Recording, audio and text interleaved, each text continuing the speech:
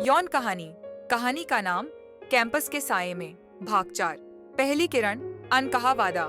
कमरे में अब शांति थी, पर वह बोझिल नहीं। वह गहरी, संतोष भरी शांति थी।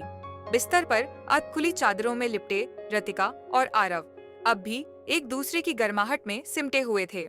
बाहर सुबह की पहली किरण खिड़की से अंदर झांक रही थी, मानो वह गवाह बनी हो उस रात की, जब दो आत्माएं नजदीक आईं। आरव ने धीरे से रतिका के बालों को सहलाया। उसकी आंखें अब भी बंद थीं, पर होठों पर एक हल्की मुस्कान थी। क्या सो रही हो? उसने पूछा।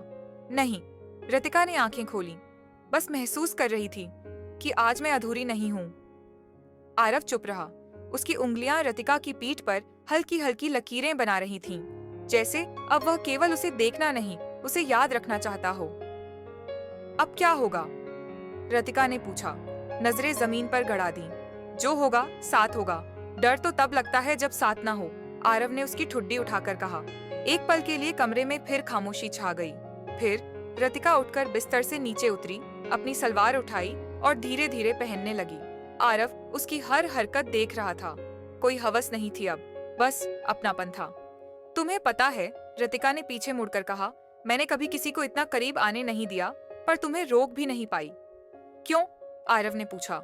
क्योंकि तुम सिर्फ मेरे जिस्म के नहीं, मेरी सोच, मेरी ख्वाहिश, मेरे ख्वाब के भी हिस्सेदार बन गए थे। आरव ने उठकर उसे पीछे से बाहों में भर लिया। और अब मैं तुम्हारे कल का वादा हूं, उसने कान में फुसफुसाया। दरवाजे की घंटी बज उठी। शायद कोई लड़की लौट आई थी। दोनों ने एक दूसरे की आंखों में देखा, जैसे अब सब समझ गए हों। रतिका ने हल्की मुस्कान के साथ कहा, अब हर बार आने की वजह सिर्फ प्यास नहीं होगी, कभी कभी मोहब्बत भी होगी। आरव ने दरवाजा खोलने से पहले उसका माथा चूमा, धीरे, पूरी श्रद्धा से, क्योंकि अब वह रिश्ता सिर्फ रातों का नहीं था, अब वह दिन की रोशनी में भी जीने लायक था। वीडियो को अगला भाग 5 देखने के लिए चैनल को लाइक, कमेंट एंड सब्सक्राइब जरूर कीजिए। धन्यवाद।